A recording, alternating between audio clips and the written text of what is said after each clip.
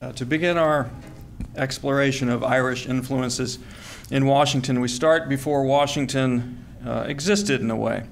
Don Alexander Hawkins will introduce us to the influential Carroll family. Don is an architect and historian and expert in the built and unbuilt environment of early Washington, D.C. His deep knowledge of urban design and geography has given us invaluable graphic representations of the development of the nation's capital. That expertise informs his work as longtime member and former chair of the Committee of 100 on the Federal City, and his scholarship on Peter Charles L'Enfant's plan and the mapping of early Washington, which he's been thinking and writing and teaching about for about 40 years. And finally, anyone who has enjoyed the monumental exhibition Washington Symbol and City at the National Building Museum over the years has Don to thank for bringing that to life. We're fortunate to have Don Hawkins begin our program by giving us a feel for life in the early Potomac capital. Please welcome Don Hawkins.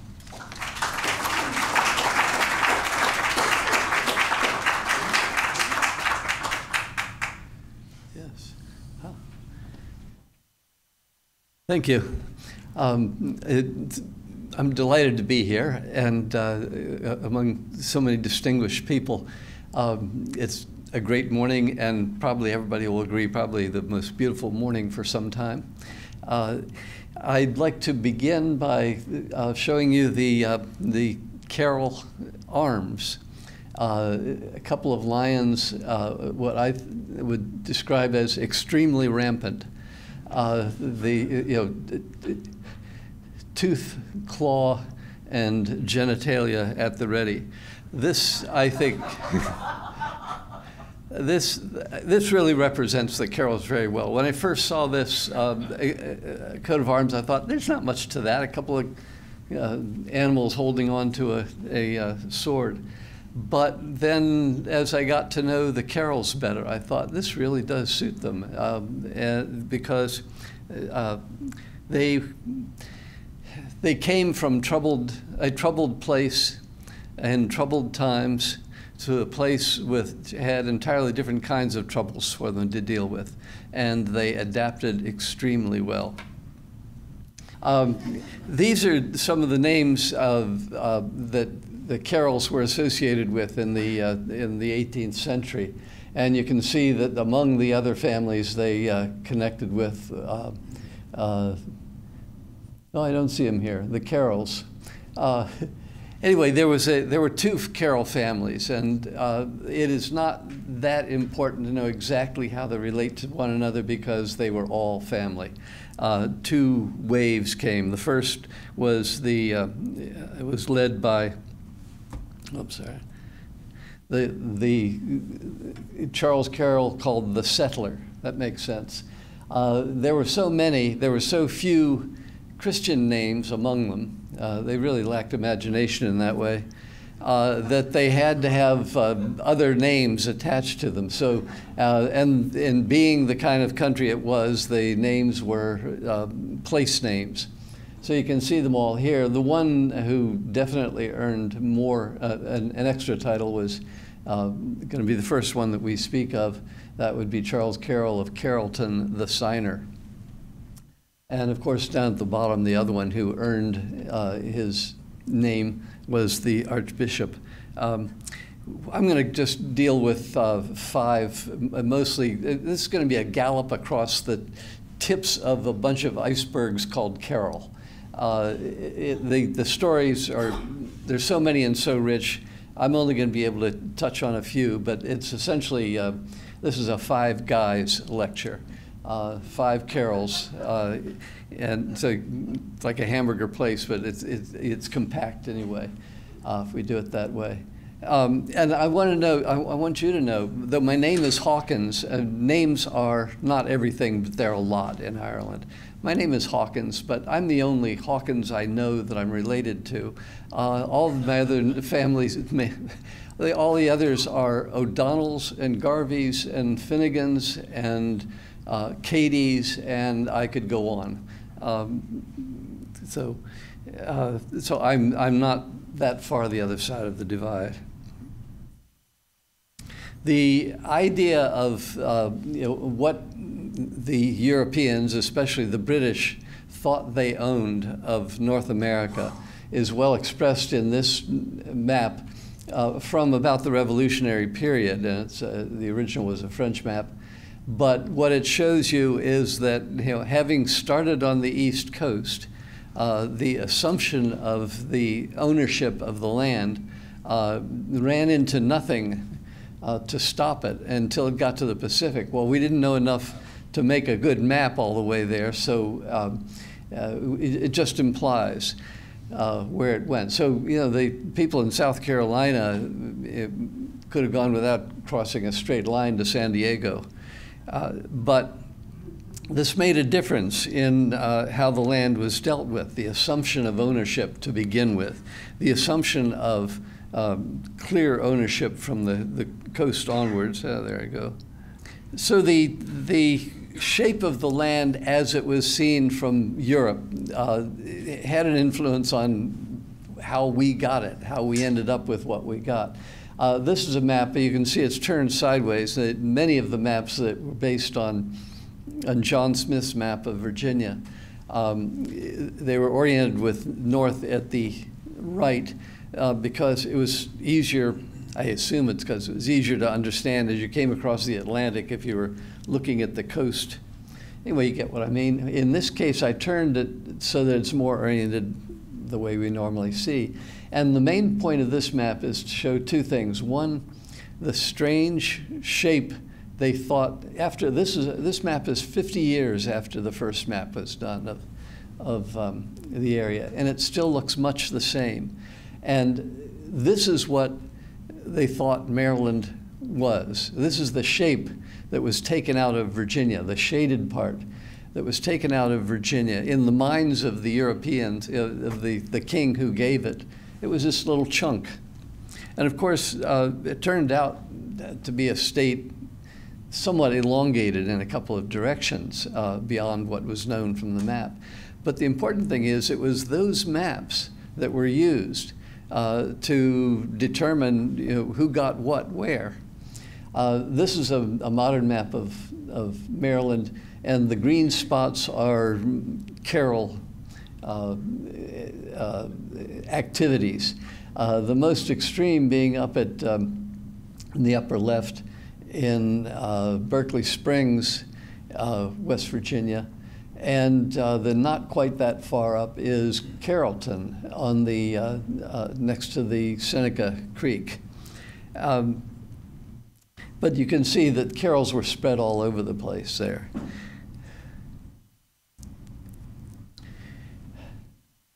This is a map of Washington, of the District of Columbia, as it was divided up.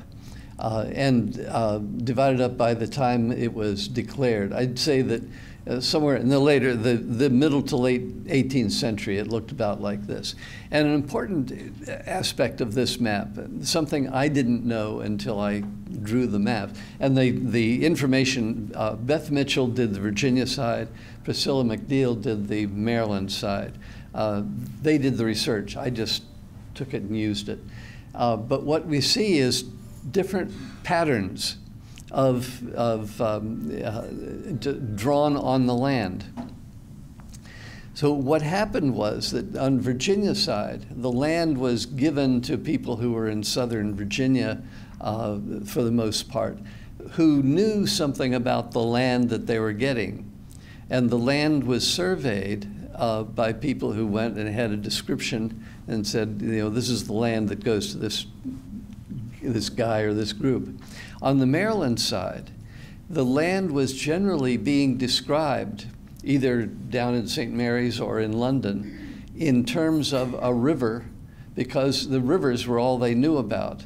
And so generally speaking, on the Maryland side of the river, the earliest land grants were described as so much river frontage and so much depth.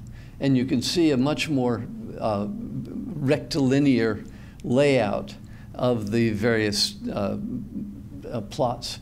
But then after that, of course, they were subdivided and subdivided, and the land had landmarks that could be used for describing, so the shapes got much more complicated. Well, in all of this, what is in green, naturally, is Carroll or Carroll-related land ownership. Really a pretty substantial amount, considering there were no Carrolls here until the very end of the 17th century. So they were behind in acquiring the land, but not shy, so they got their share.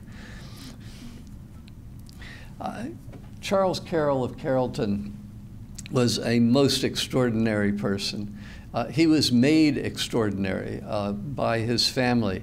Very quickly, his grandfather was the settler who came, and I'm not going to get into the politics of the anti-Catholicism of Maryland. It gets complicated. But one thing is sure, it was bad when Carroll the settler came over, and he made it worse. Made a power play. The Maryland Assembly said, if that's the way you're going to act, we're going to make it worse for you. So Maryland was one place that the Catholics never got to vote at all after the Glorious Revolution. And the Glorious Revolution was known to the Carrolls as a tragedy. It was a counter-revolution. And so the training of the Carroll boys, first of all, the settler came. He had a son named Charles, and he sent him to school at Saint-Omer in Flanders. This is a Jesuit school that had been set up during or after the revolution in the mid-17th century, set up on the continent for teaching British, mostly English, Catholic boys. So they had to leave the country to get the education. Well, it was the place where something like 135 boys came from Maryland during the 18th century, Charles Carroll being one of them. Interesting thing in the Carroll family tree, you can see that Charles Carroll, Carrollton's father, he's the third Charles. They kept having babies and calling him Charles till one of them worked. And so at age 10, his father was of Annapolis, Charles Carroll of Annapolis, had begun a good education at Saint-Omer in Flanders, but his father died young. The settler died while of Annapolis was young. So he had come back to America and look after his own affairs. Charles Carroll of Carrollton was sent off at age 10 to Saint-Omer, spent the next 15 years in Flanders, in Paris, and in London, just getting an education which was deliberately determined to be a survive and prosper education for a Carroll. It was very directly oriented towards learning the politics and the business that he was going to know to get along. Well, he did better than getting along. One of the ways that Carrollton got a good start was by having his father give him 10,000 acres up in western Pennsylvania. But the main income, the most steady income, and the greatest prosperity of Carrollton and his father Annapolis was from the Baltimore Iron Works, in which they owned 2 of the 5 shares. For his entire life, the Baltimore Iron Works was a great enterprise, doing them a lot of good. And so that was it was the center of his activity. He did farm, and he had many slaves. He was anti-slavery to the extent that anybody ever was back then. We look back now and see the colonization society as a condescension and an unrealistic ideal. It was an ideal, at least, and it was something that some people could do. They didn't think of it as just making themselves feel better. They really wanted to send the people back and start all over again without this problem of slavery. Well, it didn't work out that well. But Carroll of Carrollton his education in France equipped him, for one thing, to be able to talk to Thomas Jefferson. They were both physiocrats. That is, they believed, as the French did, I assume until 1776 when Adam Smith wrote a book. They believed that that agriculture was the fundamental wealth of all nations. That you could only really get a strong sense of the health of a nation by understanding how its agriculture was supporting its, I suppose, ideals, or good life anyway. So that's something I had to say I wondered for a long time how Jefferson could kind of stand alone with this idea in America. He shared it with Madison. But in fact, Charles Carroll of Carrollton was a close, let's say an intellectually close friend of Thomas Jefferson. So, now, there came a time when he was also an investor in such things as the Potomac Company with George Washington. And at the time of the beginning, well, when the Constitution had been drawn up, and it was time to decide where the city of the capital city of the country should be placed. I think we all know the story about the stresses between the North and the South, and the assumption of the debts by the federal government being a desideratum of the North generally, and some assurance that the North was not going to run away with all the money, which would be a fear that could be alleviated by having the capital in the South. Well, it worked out. Jefferson, Madison, and Hamilton had a conversation in which it was decided that, Hamilton needed a couple of votes. He needed one vote in the Senate and 3 votes, additional votes, in the House of Representatives. And it was Charles Carroll of Carrollton, who had been on the other side of the issue, who had agreed to come over to the Federalist side and vote for Assumption. Before that time, Carroll had been active. He had been, in fact, he had been invited to and was one of 5 people from the Maryland Assembly who were going to go to the Philadelphia conference and Constitutional Convention, but he didn't go. We don't know why. But he had been present and was a signer of the Declaration of Independence. And he outlived both Adams and Jefferson. He lived to be 95, and so he was the last surviving signer of the Declaration. He was also still alive when Tocqueville came to America, who looked him up because he had written during his career in writing occasionally important papers on American politics. He had written about the dangers of too much democracy, and it's one of the things that Tocqueville wanted to get his reading of. So the year before our guy died, Tocqueville came over and enriched, I think, his view of America by that discussion. He had also, as Carroll had also, played a part in any number of minor, you might say, political skirmishes, but that it put him in a position to write very carefully about the rights of Englishmen in America. And he was probably one of the very first people who wrote seriously and with conviction that we were not going to be able to maintain our relationship with Britain. Well, so those were some of the icebergs we just got over with of Carroll of Carrollton. So Carrollton changed his vote so that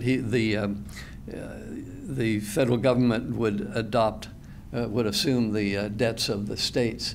They needed three other votes in the House of Representatives. And one of the representatives who had been on the other side on this question happened to be another Carroll, Daniel Carroll of Rock Creek. Now, this was a cousin by marriage, but they're all related. And Daniel Carroll of Rock Creek had gone to the Constitutional Convention, signed the Constitution, and he had been active in the Washington area. His home was really in Forest Glen, and he was an investor and a businessman and planter, and very much involved in local activities. Well, another person who, so he was willing to come to change his vote. And I should have said across the river, Potomac, another family ran very much of a parallel career. The Lee family, getting started about a generation later than the settler, was quite wealthy and had quite a lot of land. And one of the Lee, by the end of the 18th century, one of the Lees was a congressman representing Alexandria. So he was willing to change his vote. And one more person, a man named Alexander White, also a congressman from further up the river. So it's very much of an upriver representation among the four people who changed their vote for adoption of the assumption of the debts.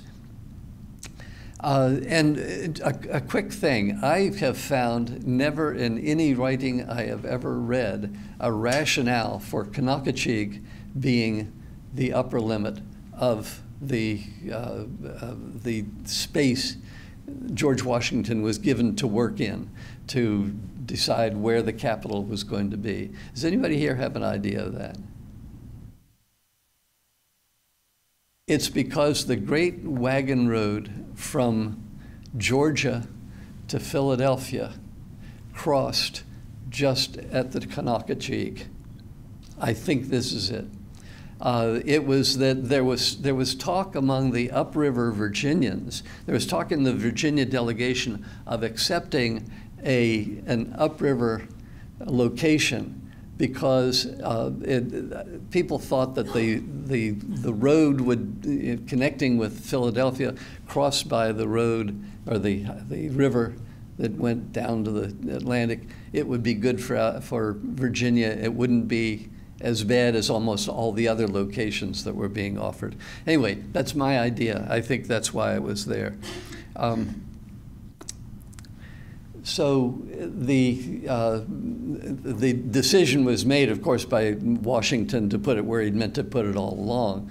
But here's a diagram showing the darker shaded part is what Congress said in 1790. Congress said from the mouth of the eastern branch to the Conococheague.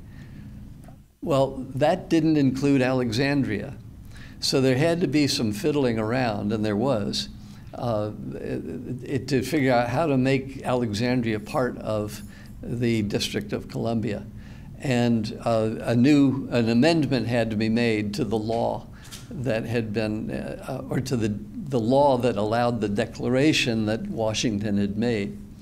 And this is what was done was the whole thing was just slid down. I've drawn it as if the bottom point of the district was at Geesboro Point. And look how it would have gone up both of the rivers very close to being a clean division. Anyway, the person who made the amendment, offered the amendment to the law in the Senate was Charles Carroll of Carrollton, and it was slid into place, and everybody got what they wanted. The District of Columbia got Anacostia and Alexandria County, and they kept Anacostia. Another Carroll, another Forest Glen Carroll, brother of Rock Creek, was Archbishop. And of course, having been, he'd gone to Europe for his education, and having come back and trying to be a Catholic leader up to the point of the Revolution was obviously very trying. Most of the Catholics in America were in Maryland, and there were a few in Pennsylvania. So after the Revolution, John got to do something. This is just quickly. He got to make. I think they actually built this church before the Revolution, but I'm not sure. I haven't been able to find out anything about it. This isn't really it. This is a dollhouse that was built, I think, to look like it. I doubt that it looked exactly that way, but I think the size is what they had, about 12 by 16 feet or so. And he began, that was in Forest Glen at the home, and he, of course, founded Georgetown University, and that was in 1789. So it was before the city of Washington had been declared here, but it was certainly, it had to be in Maryland. That's the only thing that would have done. The other thing he began was he founded Trinity, or sometimes Holy Trinity Parish in Georgetown. The parish church being built in 1792 or so, I think, is when they got the tower up. Now, when Carroll of Rock Creek, Daniel Carroll of Rock Creek, he was notified that he was going to be, he was asked to be a commissioner of the District of Columbia. And he went to the cornerstone laying and took part in the cornerstone laying at the bottom point of the District of Columbia, down at Jones Point. And so he just took his place with Thomas Johnson, who had been the governor, he was the first governor of Maryland, and David Stewart, who was the step-son-in-law of George Washington. So the three of them were the commissioners of public buildings. An important point about that is that Daniel Carroll was still a congressman at the time the city began, when Jefferson was told, get things started here. So he appointed Carroll. He appointed L'Enfant to be the designer, to be the guy who laid out the buildings, and by inference, designed the buildings, before he hired Carroll. So when things came up, I just want to point out that was my own drawing of the landscape. That was the landscape that a city had to go into. This is how it was divided among 19 different owners, some of them speculative by this time. And this was the struggle to get the town on one side or the other of this pretty large space. Ended up with this many different proposals for what the shape of the city might be. Is it going to be on the east side or on the west side? The Carrolls were all on the east side, especially Daniel Carroll of Duddington. And we have a portrait of him that's kind of fuzzy, but I think this really says something about him. This looks like a guy who was sitting on his terrace thinking about the city that's going to develop in front of him. And good luck with that. He sat there for a long time. Pam Scott is doing a terrific job on finding out about what Daniel Carroll of Duddington did. I think we're all looking forward to seeing what it is, because he just seemed to be involved in every kind of business deal. This is a map I did showing that where the houses were, and they were different shapes, but I wanted to get a sense of how big the different owners' houses were. What happened, I'm gonna go through because it is the most misunderstood single story about early Washington. Has to do with L'Enfant, whom I have such a difficulty not calling him Pierre, but Pam is here, so I have to call him Peter. I call him Major most of the time because he liked that better anyhow. Anyway, Major L'Enfant came to town, did a design, and it caused a ruckus in one particular way that we always hear about. This is New Jersey Avenue.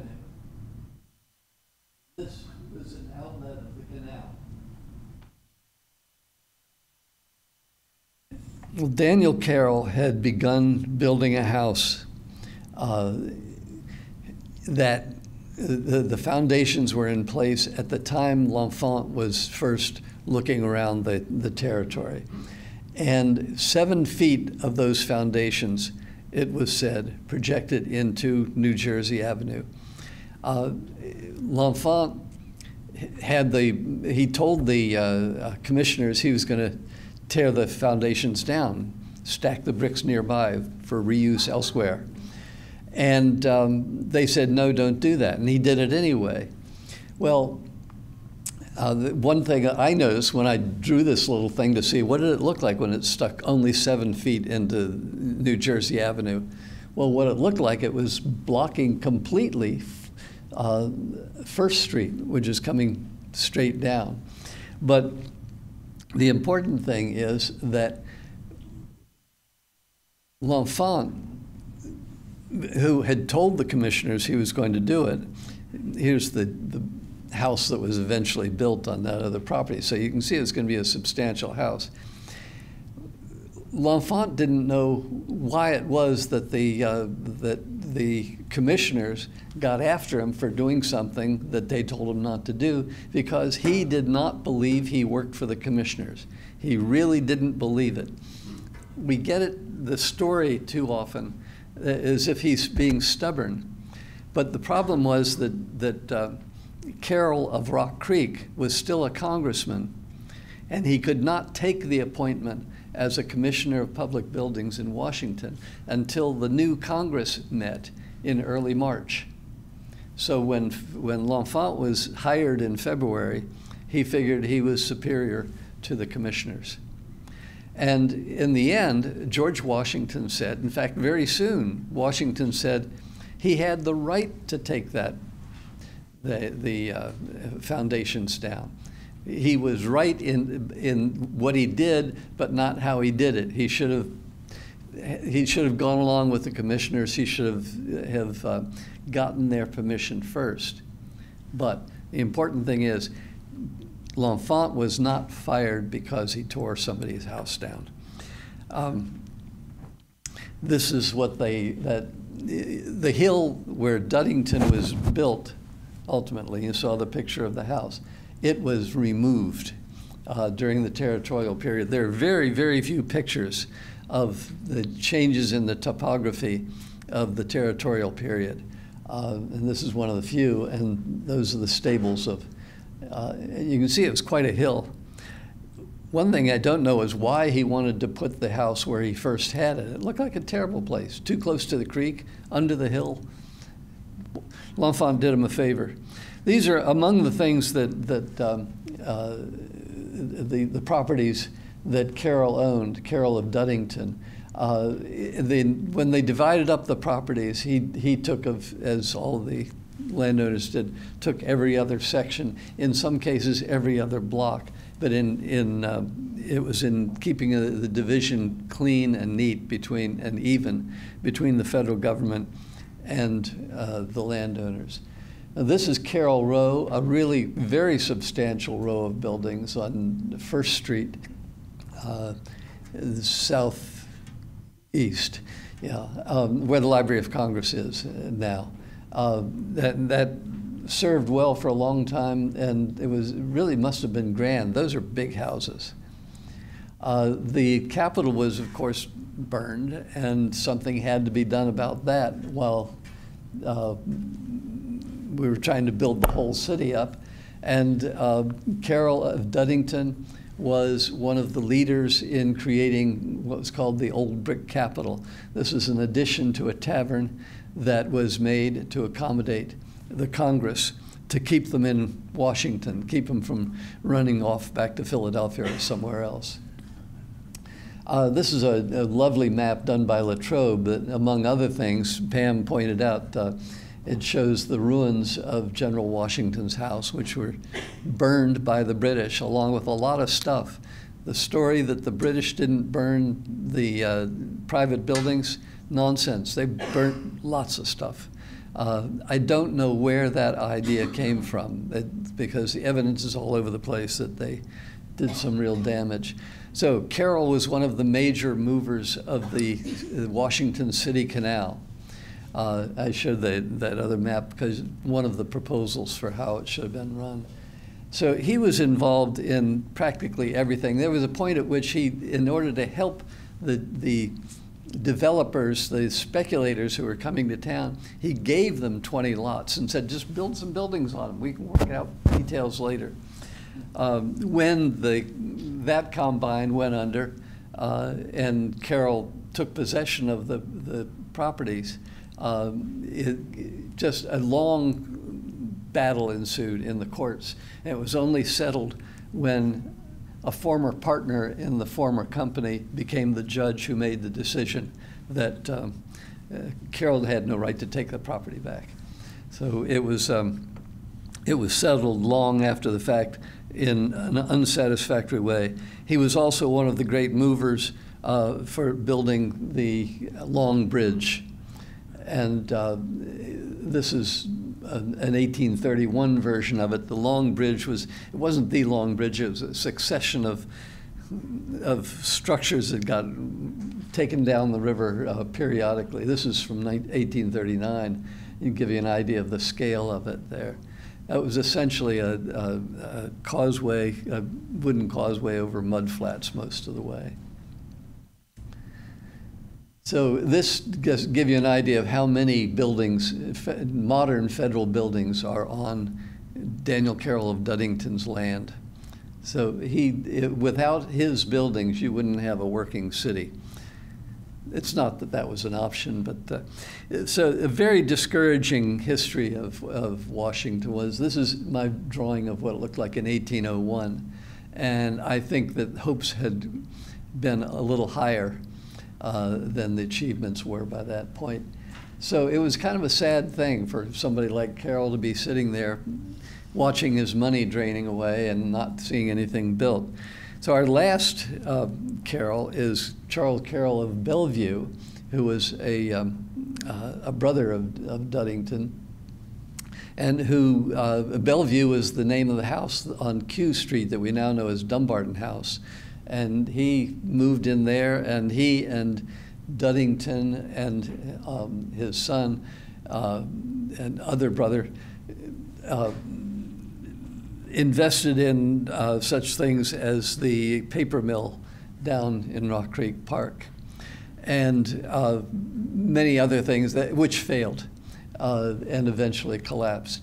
Now, the last Carroll I'm going to leave you with is with Henry, and this is he becomes a typical Washingtonian. Henry, the son of Bellevue, happened to be in Europe at the time when the peace treaty for the War of 1812 needed to be brought back for signature, and it was Henry Carroll who carried it and brought it to James Madison for it to be signed in this building.